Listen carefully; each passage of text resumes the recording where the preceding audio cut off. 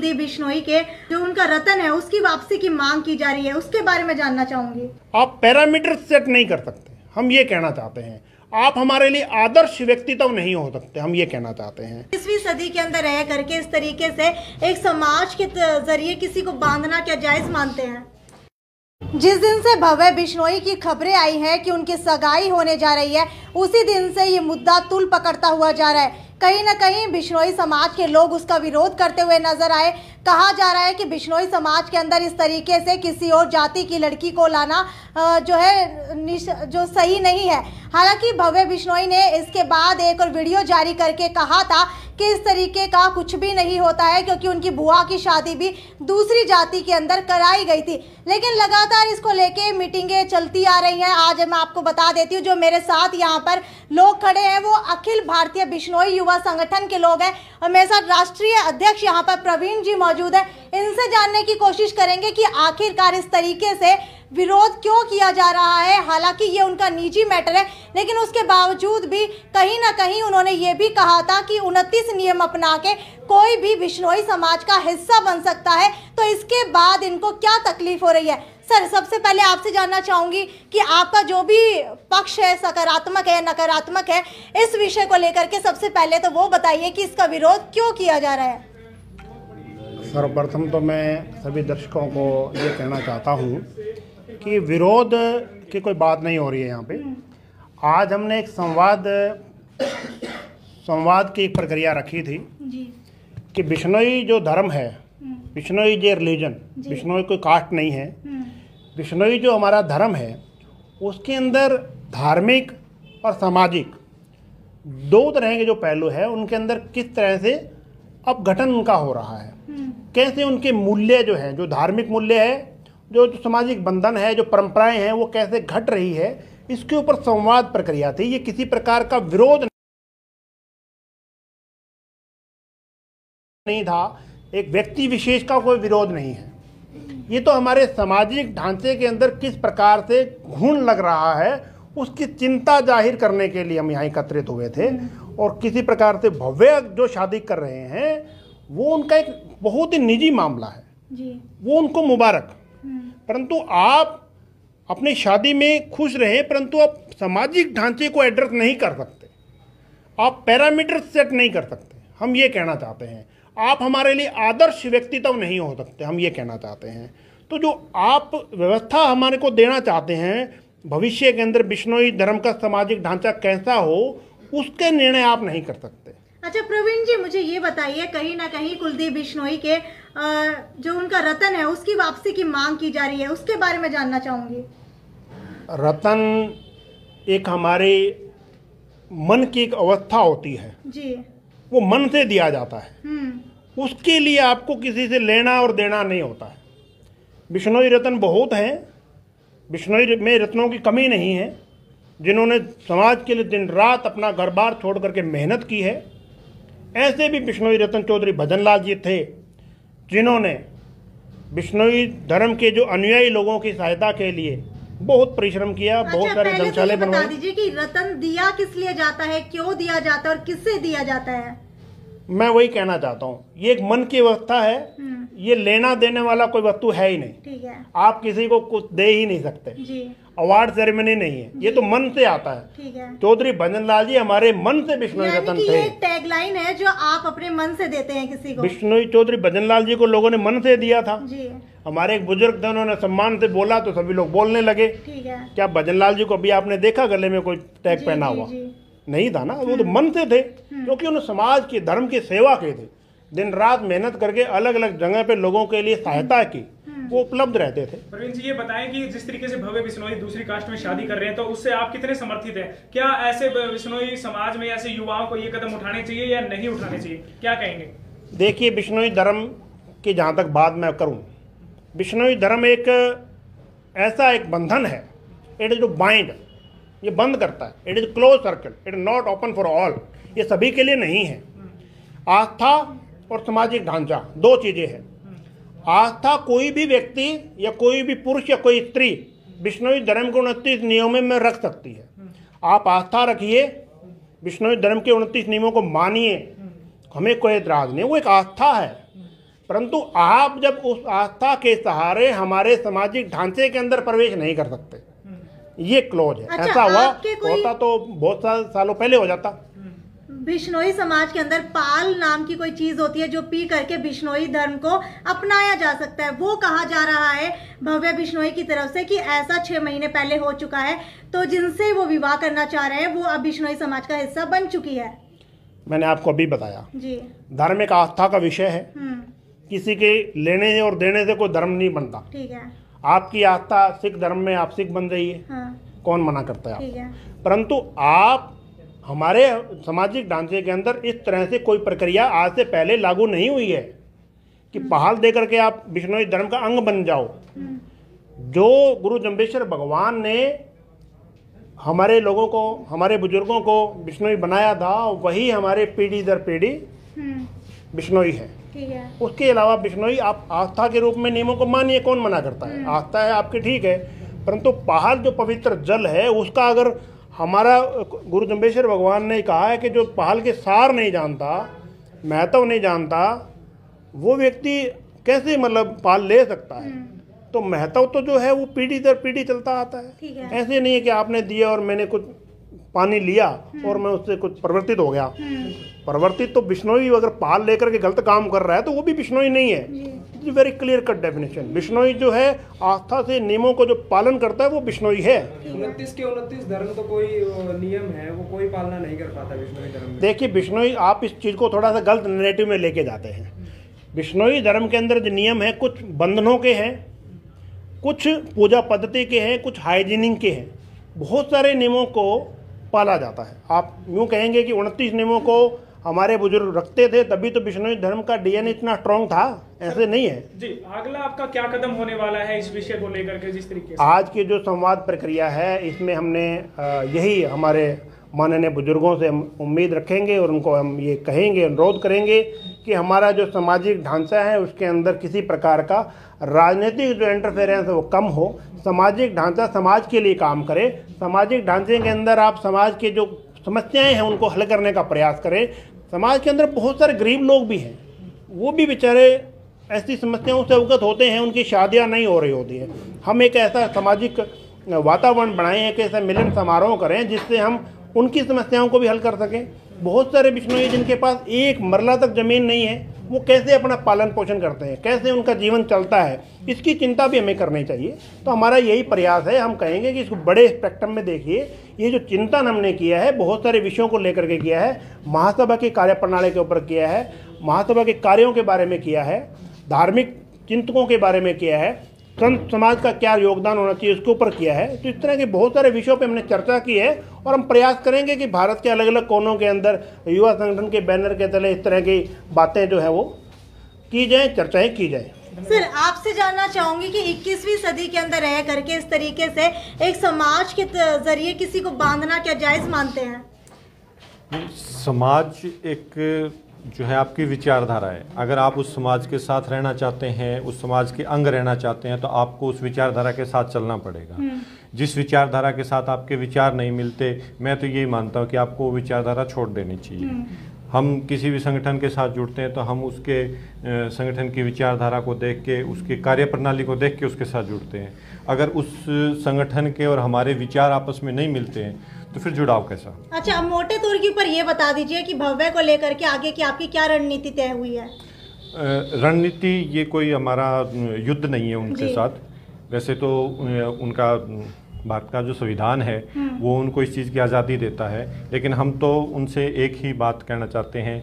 ये हमारी उनसे विनती है कि वो सामाजिक स्तर पर जिस स्थान पर बैठे हैं, इस स्थान पर बैठकर वो जो ये कार्य कर रहे हैं ये निंदापूर्ण कार्य है और हम इसका कभी भी समर्थन नहीं करते। सर, ये बताएं कि जिस तरीके से आप कहीं ना कहीं इसका विरोध भी कर रहे हैं जो अभी उनकी सगाई हुई है, तो अगर सारे पूरे बिश्नोई समाज में इस तरह के उदाहरण आगे आने लग जाएंगे तो क्या लगता है कि जो बिश्नोई समाज है क्या वो मजबूती से रुक पाएगा, डट पाएगा? ये क्या कहना चाहेंगे? नहीं, बिल्कुल हम यही बात कहना चाहते हैं और यही बात हम उन तक पहुँचाना भी चाहते हैं कि उन्होंने जो ये कार्य किया है, ये बेशक वो ये इसको डिफाइन करें कि ये उनका निजी जीवन है, परंतु एक सामाजिक व्यक्ति का निजी जीवन सिर्फ वो समाज ही होता है। जब आदमी सामाजिक हो जाता है तो उसका अपना निजी जीवन कुछ नहीं रहता। ये बात उनको समझनी पड़ेगी। यानी कि आपके कहने का मतलब है अगर वो किसी और रिलीजन के अंदर शादी करते हैं तो आने वाले समय के अंदर इसका इफेक्ट उनके करियर के ऊपर भी पड़ेगा। हाँ बिल्कुल पड़ेगा जी, इसमें कोई दो राय नहीं है। इससे उनकी सामाजिक, धार्मिक और राजनीतिक हर प्रकार की जो छवि है वो धूमिल होगी। जी सर, जिस तरीके से अब भव्य बिश्नोई ने ये कदम उठाया है और अब आप लोग इसकी निंदा कर रहे हैं, तो क्या आगे भी जो है इसको बड़े लेवल पर ले जाया जाएगा? क्या जो सुना है कि राजस्थान में भी निंदा की जा रही है और क्या हरियाणा में भी और जगह भी निंदा की जाएगी, क्या कहना चाहेंगे?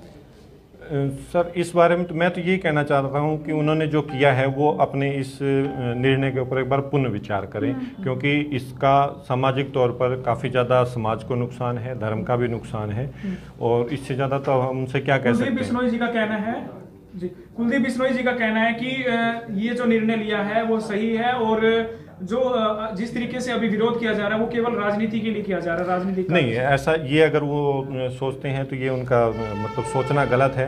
इसमें राजनीतिक रूप से कभी ये विरोध जो है उनका राजनीतिक रूप से नहीं है। मैं हमेशा से राजनीतिक रूप से कुलदीप बिश्नोई के साथ था और राजनीतिक रूप से हमेशा आगे भी उनके साथ रहूँगा, लेकिन उनके किसी कार्य से जब धर्म और समाज के ऊपर आँच आती है, नुकसान होता है, तो उसका मैं पुरजोर मतलब विरोध करूँगा। जी, शुभ नाम सर आपका? संजय लांबा, सरपंच गाँव कालवास। जी हमारे साथ स्टेट प्रेसिडेंट भी है सर, आपका नाम बताएं। नमस्कार जी, अखिल भारतीय बिश्नोई युवा संगठन की तरफ से आपके दोनों चैनलों का स्वागत करता हूं। और नाम जी क्या कहना चाहेंगे पूरे विषय के ऊपर आप? इस पूरे विषय पर तो यही है जी, जो हमारे समाज का जो मामला है ये, वैसे तो अगर हम ये सोचें कि भाई ये रूढ़िवादी बातें हैं, दूसरे समाज की लड़की नहीं लानी चाहिए, ये नहीं लानी चाहिए, जैसे कि लंबा साहब अभी कह रहे हैं कि जो समाज के प्रथम पंक्ति के व्यक्ति होते हैं वो दूसरों के लिए आइकॉन होते हैं, एक आइडियल सेट करते हैं। तो भव्य जी आइकॉन थे, एक आइडियल थे, क्योंकि चौधरी भजनलाल जी के, स्वर्गीय चौधरी भजनलाल जी के वो पोते हैं, कुलदीप जी के लड़के हैं, इसलिए एक आइकॉन तो वो है।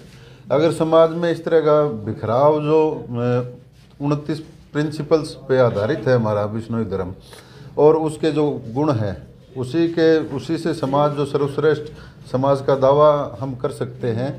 और ये एक सर्वविदित तथ्य भी है कि जिया न जुक्ति मुआ न मुक्ति, जो जब तक जिएंगे तो जुक्ति से जिएंगे और मरेंगे तो मोक्ष मिलेगा, ये इस पे आधारित है।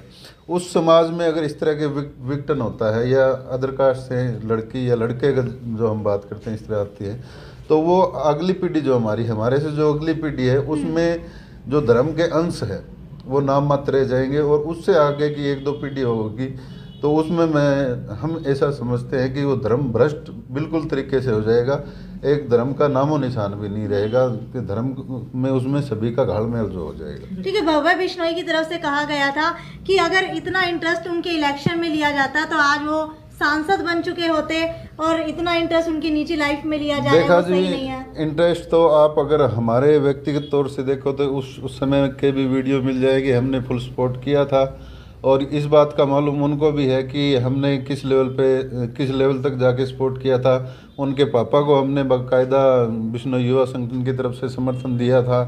उनको अच्छा, आप मुझे ये बताइए कि सिर्फ एक भव्य बिश्नोई को रोकने से लगता है कि बिश्नोई समाज को बचाया जा सकता है, क्योंकि आप एक युवा है, युवा संगठन के सदस्य हैं, और आने वाली युवा पीढ़ी कहीं ना कहीं जो है अरेंज मैरिज के अंदर बिलीव नहीं कर रही है। हम ये भी कह रहे हैं, हम रूढ़िवादी उस रूढ़िवादिता में विश्वास नहीं करते।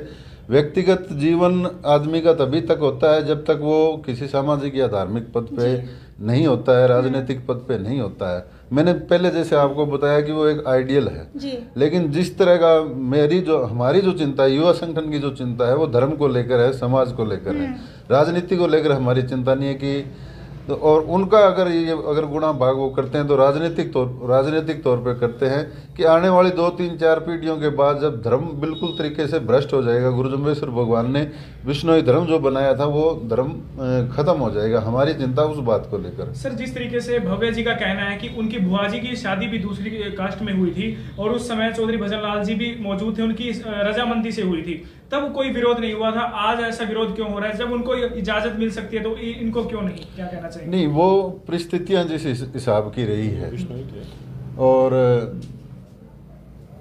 उसमें उनके बुआ जी की शादी, जो कुलदीप जी की सिस्टर है, उनकी तो बिश्नोई समाज में शादी हुई है। उनकी भजनलाल जी की जो दोती थी तो उनकी हुई। तो अनूप जी शायद उनके जो दामाद थे वो किसी समाज के सर्वोच्च पद पर नहीं थे, और उनकी माता जी है वो भी समाज के किसी सर्वोच्च पद पे नहीं। आज बात ये है कि कुलदीप जी समाज के संरक्षक है, जो सर्वश्रेष्ठ पद है उस पर बैठा, तो कल को उनकी बात का समाज में वजन नहीं रहेगा। राजनीतिक तौर पे भी कुलदीप जी के लिए और धार्मिक और सामाजिक तौर पे भी ये नुकसानदायक है कि उनकी बातों में वो वजन नहीं रहेगा। आम जनमानस है, जो हमारी लेडीज़ है, अनपढ़ लेडीज़ है या राजस्थान की है, जैसे फ़ोन आते हैं कि भाई भजनलाल के पोते ने ये क्या कर दिया, कुलदीप के लड़के ने ये कैसे कर लिया, तो बात उनकी होती है, बात उनकी नहीं होती। जैसे कुलदीप जी अभी चंद्रमोहन जी का वाक्य हुआ तो उसमें ज़्यादा बात नहीं है, क्योंकि वो समाज में किसी सक्रिय पद पे नहीं थे या धर्म के किसी सक्रिय पद पे वो सुशोभित नहीं थे। तो उनसे तो बड़ा प्रकरण हुआ था, चांद मोहम्मद बन गए थे वो। तो बात मुद्दे की ये है कि वो वर्तमान में इस मुद्दे पे सर आगे की क्या रणनीति रहने वाली है सर, इस बारे में बताएं। और रणनीति सर सबसे पहले तो ये बता दीजिए कि भव्य बिश्नोई तो अपने कदम से पीछे हटने वाले नहीं है, तो आगे जा करके अब आप लोगों का क्या रुख उनकी तरफ रहने वाला है? नहीं, हमारा तो ये निवेदन है, वो कदम पीछे हटने के लिए भी हम नहीं कह रहे, लेकिन अगर उन्होंने किस हिसाब से किया है या अगर प्रेम में किया है तो वो उनकी निजी लाइफ तो हो नहीं सकती। देखो, उनको नफ़ा नुकसान सारा उनको देखना चाहिए। ये भी नहीं है कि हम उनके राजनीतिक विरोधी हो जाएंगे या हम राजनीतिक विरोधी है इसलिए कर रहे हैं।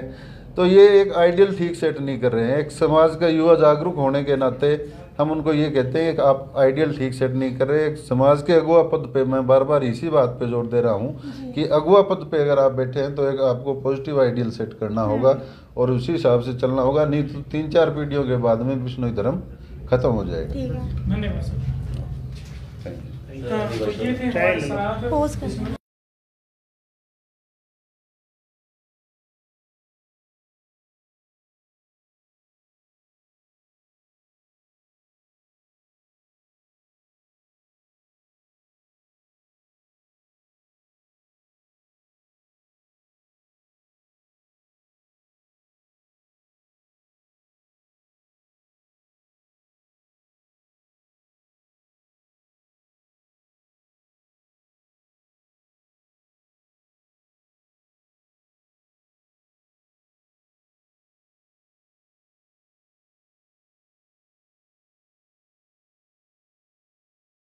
ये हमारे साथ अखिल भारतीय बिश्नोई युवा संगठन के सदस्य थे, जिनका साफ तौर के ऊपर कहना है कि भव्य बिश्नोई ने जो ये एक एग्जाम्पल यहाँ पर सेट किया है, इससे आने वाले उनके राजनीतिक और धार्मिक जीवन के ऊपर बहुत ज़्यादा असर पड़ने वाला है। और इस तरीके से अगर आने वाली युवा पीढ़ी शादी करती रही किसी और कास्ट के अंदर, तो उनका जो बिश्नोई समाज है वो कहीं ना कहीं खत्म हो जाएगा, उनके अंश खत्म हो जाएंगे। तो आने वाले दिनों के अंदर देखते हैं कि क्या भव्य बिश्नोई अपने इस कदम से पीछे हटते हैं या फिर उनके इस कदम का असर उनके आने वाले लाइफ के ऊपर कितना पड़ने वाला है, उनके राजनीतिक जीवन के ऊपर कितना पड़ने वाला है। क्योंकि अगर कुलदीप बिश्नोई की बात की जाए तो कहीं ना कहीं वो भव्य बिश्नोई को अपनी जगह के ऊपर देखते हैं, आगे बढ़ाने की कोशिश कर रहे हैं। लेकिन अगर इस कदम का असर इस तरीके से उनकी निजी लाइफ के ऊपर या फिर राजनीतिक लाइफ के ऊपर पड़ेगा तो किस तरीके से वो आगे जा करके एक लोगों के लिए उदाहरण सेट कर पाएंगे।